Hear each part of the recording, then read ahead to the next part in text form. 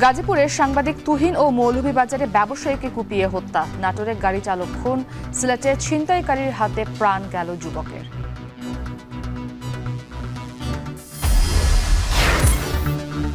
অন্তর্বর্তী সরকারের 1 বছরে পূরণ হয়নি আশার ঝুলি, বলছে রাজনৈতিক দলগুলো। সরকারের মূল চ্যালেঞ্জ সুষ্ঠু নির্বাচন।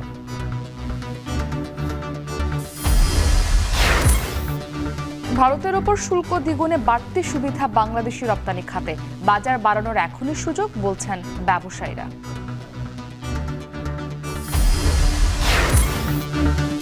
ভরা মৌসুমেও বরিশালের মোকামে ইলিশের আকাল, দাম বেড়েছে দ্বিগুণেরও বেশি। ইলিশ রক্ষায় গবেষণার তাগিদ।